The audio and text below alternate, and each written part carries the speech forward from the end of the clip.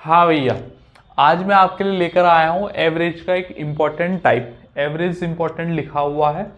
अभी हाल ही में एक दो सवाल एवरेज के ऐसे आ रहे हैं टाइप में जो करने में कैलकुलेटिव है। अच्छा, मैं बोलूँ इससे पहले आपको स्क्रीन पर सवाल दिखाता हूँ। ये वो सवाल है जिस पर हमने टाइप क्रिएट किया है। आप इसको करोगे तो आपको 1.5 से 2 मिनट या 2.5 मिनट भी लग सकते हैं, और वो भी तब जब आपने ये पहले सॉल्व कर रखा हो। पहली बार अगर एग्जाम में देख रहे हो तो ये फिर मुश्किल है होना, और बेसिक से ही करोगे तभी इसका आंसर आएगा। लेकिन मैं आपको इसे सॉल्व करने का एक अलग अप्रोच भी बताऊंगा, लेकिन पहले बेसिक से ही डिस्कस करेंगे, नींव पकड़ेंगे कि ये सवाल बना कैसे है। कुछ स्टूडेंट के डाउट भी कराऊंगा इसमें, और कुछ अपनी स्लाइड से सवाल कराऊंगा। तो ये टाइप ना पूरा खत्म हो जाएगा, और ये लेटेस्ट सवाल है एसएससी सीएचएसएल 2024 के पेपर का, उसी पीडीएफ में से निकलवाया है। और अभी हाल फिलहाल में अगर आप कोई मॉक लगा रहे होंगे ना कहीं किसी भी प्लेटफॉर्म के, तो आपको किसी ना किसी मॉक में ये सवाल रखा हुआ मिलेगा। अगली बार जब रखा मिलेगा इस सेशन के बाद, जब तुम इस सवाल को करोगे तो आप इस सवाल को डायरेक्ट लगा सकते हो। लेकिन पहले समझेंगे बेसिक से।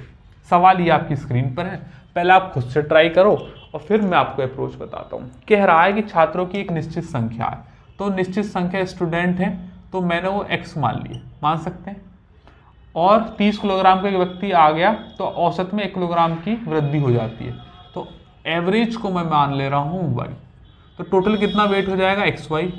30 किलोग्राम का एक बच्चा आ गया, तो अब पहले x स्टूडेंट थे, अब कितने हो गए x+1, और एवरेज में भी 1 की वृद्धि होगी, मतलब y+1। बेसिक इक्वेशन है, बेसिक से ही सॉल्व करेंगे।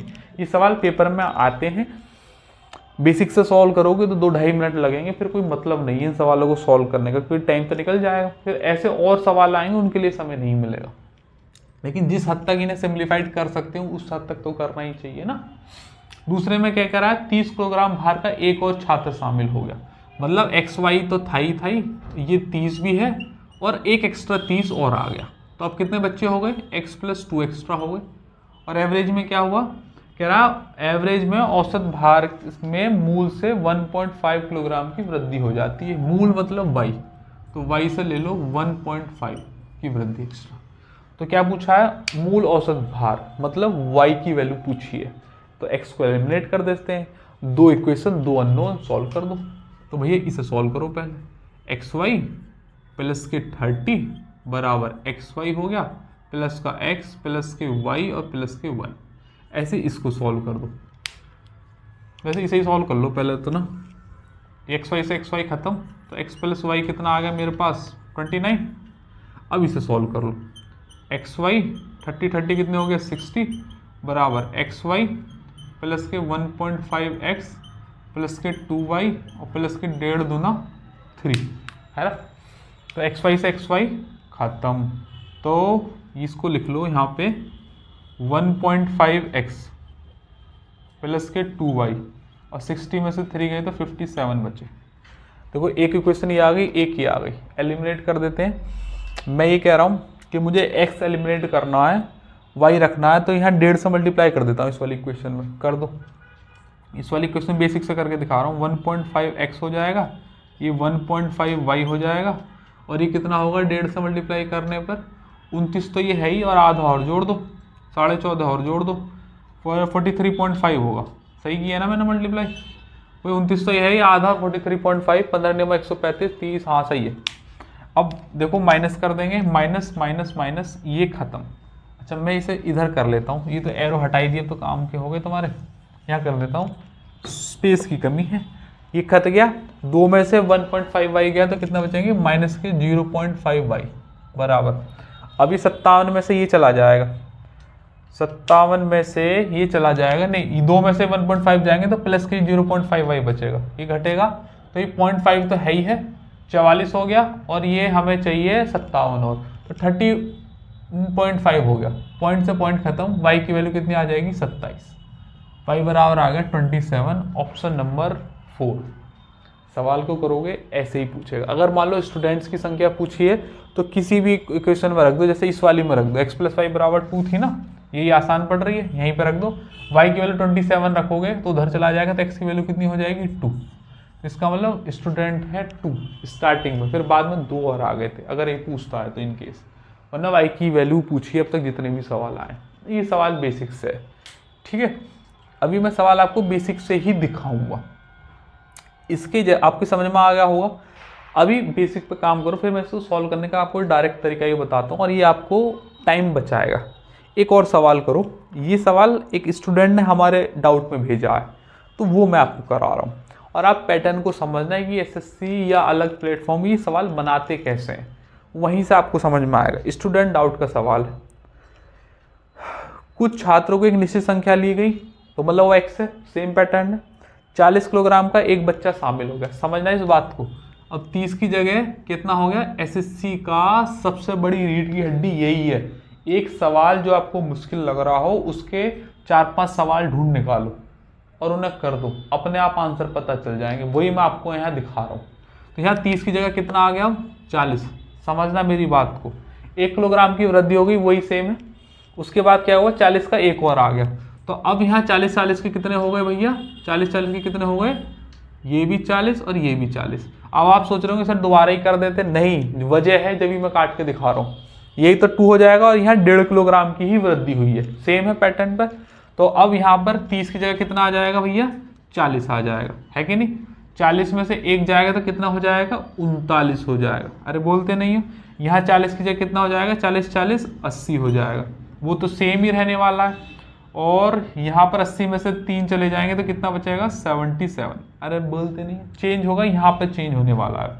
इसे हटा देते हैं, ये लास्ट जो होगा यहाँ, इसे यहाँ से हटा देंगे और ये वाला हटा देंगे। यहाँ होगा चेंज अब, क्योंकि मुझे 1.5 हटाना है तो यहाँ मल्टीप्लाई करोगे तो 1.5x प्लस के 1.5y, वैसे ये भी सेम ही होता है, यहाँ मल्टीप्लाई चेंज होती बस। यहाँ करो 15 निम्मा 135, 13 बचा, 15 तिया 45 और 45 और 13 कितने हो गए, 58, 58.5। ये खत्म हो गया, माइनस माइनस माइनस। अब मैं इसे यहाँ लिख देता हूँ तो ये कितना आ जाएगा, 0.5y बराबर, ये कितना हो गया, 0.5 तो आना ही आना है, तो कितना हो गया 59, और एक हो गया 60, 17 और 18, 18.5। 0.5 से 0.5 खत्म, y की वैल्यू कितनी आ जाएगी, 5 तिया 15, 5 सत्ते 35। समझना मेरे पैटर्न को, अभी समझाऊंगा और डिटेल में। 37 को डाल दो आप यहाँ पर, तो 37 में से y की वैल्यू डालो 37, 39 में 37 की तो x की वैल्यू कितनी आ गई, 2। ये सब प्लेटफॉर्म के सवाल हैं। बच्चे जो मॉक टेस्ट लगा रहे वो हैं, CHSL 2024 का सेम सवाल था। अभी रुकना थोड़ी देर, और एक चीज़ बताता हूँ। बेसिक से हो गया ना ये सवाल, ये भी समझ में आ गया। अभी एक और सवाल देखो, ये सवाल मैंने अपनी स्लाइड से निकलवाया है। ये सवाल हमने अब नहीं, जब पहले पढ़ाते थे तब भी करवा दिए थे, ये तो अब आने शुरू हुए हैं, बैकअप हमने पहले से ही ले रखा था। इसमें सवाल में क्या था, ये 50 किलोग्राम का एक छात्र आ रहा है, तो वही सेम है, x और y। कह रहा 50 किलोग्राम का है तो y की जगह कितना लेना पड़ेगा मुझे, 40 की जगह कितना लेना पड़ेगा, 50। ये भी एक, ये भी एक। कह रहा 50 किलोग्राम का एक और आ रहा है, तो भैया जी यहाँ 40 ना आएगा, यहाँ 40 ना आएगा, कितना आएगा, 50 और 50। समझना। फिर कह रहा 1.5 किलोग्राम की वृद्धि हो गई। ये बहुत पुराना सवाल है, बहुत, ये मेरी स्लाइड का ही है, मुझे पता है कि बहुत पुराना सवाल है। और इससे जो पहला वाला कराया था ये स्टूडेंट डाउट है, किसी प्लेटफॉर्म पर उसने लगाया होगा। और ये CHSL 2024 का जो मैंने अभी करवाया था आपको थोड़ी देर पहले, ये तो अभी ये लेटेस्ट सवाल है, तो वहीं से सवाल है बिल्कुल सेम। तो यहाँ पर कितना हो जाएगा, सेम इसी को सॉल्व करेंगे तो यहाँ कितना आएगा, 50, और 50 में से एक गया तो कितना हो जाएगा यहाँ पर, ये 49। आप पैटर्न समझना, ये सब एक ही थाली के चट्टे बट्टे, इन्हें समझ लोगे तो आसान लगेगा सवाल ये। और ऐसे में आपको बहुत सारे सेशन कराऊंगा। हाइट एंड डिस्टेंस में, सिमिलरिटी में ऐसे सवाल उन्होंने क्रिएट करे हैं, बच्चे की रूह कांप जाए उन्हें सॉल्व करने में। हम उन्हें सॉल्व करके दिखाएंगे आपको कि आपको उन्हें सॉल्व करने की जरूरत ही नहीं है। एक जैसे पैटर्न के 5-6 सवाल ढूंढो और फिर कर डालो, अपने आप उनके आंसर दिख जाएंगे। और मैंने आपको हमेशा से ये कहा है कि एक पैटर्न के कई सारे सवाल कर लोगे तो वो पैटर्न समझ में आ जाएगा। यही मैं आपके अर्थमेटिक के बैच में भी यहाँ कराता हूँ, एडवांस में भी यही यहाँ यूट्यूब पे भी करा रहा हूँ, या कहीं पे भी क्लास लूंगा। 50-50 के 2 आ गए तो ये कितने हो गए भैया, ये हो गए 100, और वहां 3 हो जाएगा तो ये तो सेम ही रहेगा। 100 में से 3 गए, यहाँ कितना आ जाएगा, 97। बात मानते हो। और अब बस जो चेंज होगा यहाँ चेंज होगा, क्योंकि मुझे 1.5 काटना है। अब यहाँ 1.5 की मल्टीप्लाई करूंगा, 15 निम्मा 135, कितना बचा 13, 15 चौका 60, और एक हो जाएगा 73.5। अब इन्हें घटा देंगे तो यहाँ पे चेंज आएगा कितना, 0.5 लोगे, 0.5 तो आना ही आना, 74 हो गया, और 74 और 3 77, ये हो जाएगा 27.5। 73 आएगा क्या, 15 चौका 60, 73.5 सही किया है ना हमने। और 100 में से 3 गए तो 97 हो गया। तो भैया जी ये हटा के 10 में से 5 गए तो 5 बचे, और 6 में से 3 गया तो यहाँ बचे 3, और 9 में 7 गया तो ये बचा 2, 233.5। क्या कुछ ज़्यादा ना आ गए, चलो कोई बात नहीं, आ गया तो आ जाए, सही कर रहे होंगे। 5 चौके 20 हो गया, 3 5 7 35 सही आ रहा था यार, मुझे हम सोच रहे थे गलती हो गई, नहीं सही आ रहा है, 47 आ गया। y की वैल्यू 47 यहाँ डाल दो, 49 47 का कितने बचे, 2 बचे। ये 3 सवाल मैंने आपको कराए, तीनों ही अलग अलग प्लेटफॉर्म के सवाल है। एक मेरी स्लाइड का है, एक किसी बच्चे का भेजा हुआ डाउट है, और एक CHSL 2024 के पेपर का सवाल है। अब इसे पॉज कर दो, बेसिक से समझ लिया, हर बार आंसर 2 ही आ रहा है। देखो ऐसा नहीं है कि इसमें बहुत ज़्यादा कुछ चेंज करेगा तो हम पे बेसिक तैयार है, बेसिक से करो, लेकिन अपना टाइम बचाने के लिए थोड़ा सा हम दिमाग लगाएंगे। इस अब मुझे ज़रूरत नहीं है इसकी, और ना ही मुझे इसकी ज़रूरत है, ना ही इसकी, ना ही इसकी, ना ही इसकी, ना इसकी, समझना, इसकी भी ज़रूरत नहीं है, इसकी भी ज़रूरत नहीं है। अब मैं आपको जो CHSL 2024 का सवाल था, इसमें 30 किलोग्राम की बात हो रही थी 1.5 किलो पे। इससे अगला जो सवाल कराया था उसमें 40 किलोग्राम की बात हो रही थी 1.5 किलो पे। उससे जो अगला सवाल कराया 50 किलोग्राम की बात हो रही थी 1.5 किलो पर। अगर थोड़ी देर के लिए मैं 1.5 किलो को कॉमन मान लूँ हर सवाल में, तो जब 30 किलो पर आंसर करवाया था मैंने, तो आंसर आया था 27, है ना। फिर उसके बाद मैंने आपको कराया 40 किलो पर, आंसर कितना आया था, 37। उसके बाद मैंने आपको कराया 50 किलो पर, आंसर कितना आया, 47। समझ में आ रही है।